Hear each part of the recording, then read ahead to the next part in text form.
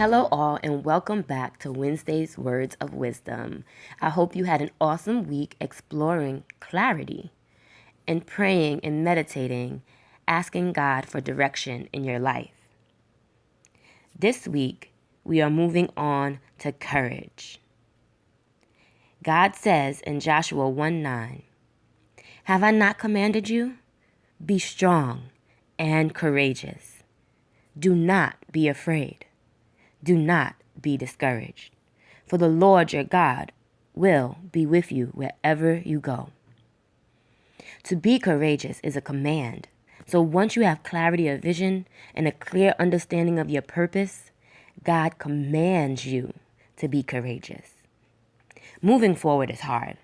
We are creatures of habit and often get stuck in that which is comfortable. Do you know anyone, or have you ever said, "I might as well stick with the evil I know"? I'm guilty. Many of us have been there. Complacency kills progress. It takes courage to say, "I'm going to do something different. I'm going to step outside of my box.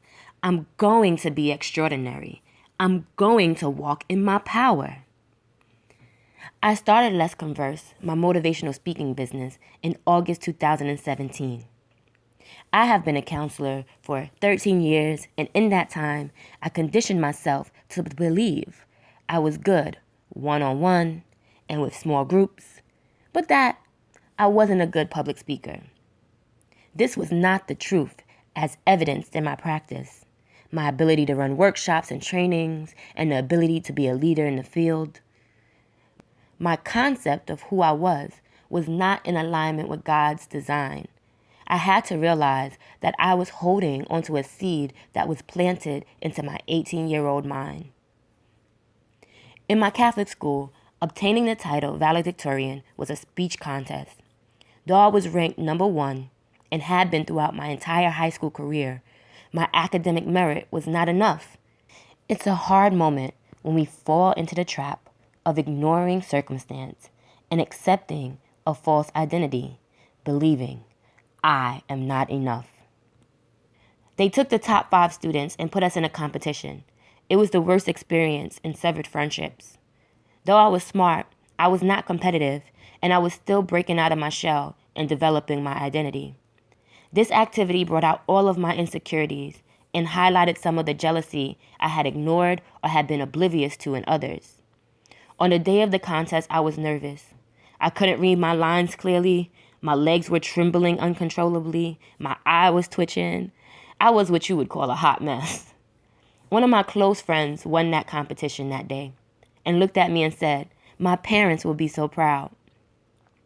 I later realized that she probably needed that more than me. My parents were already proud.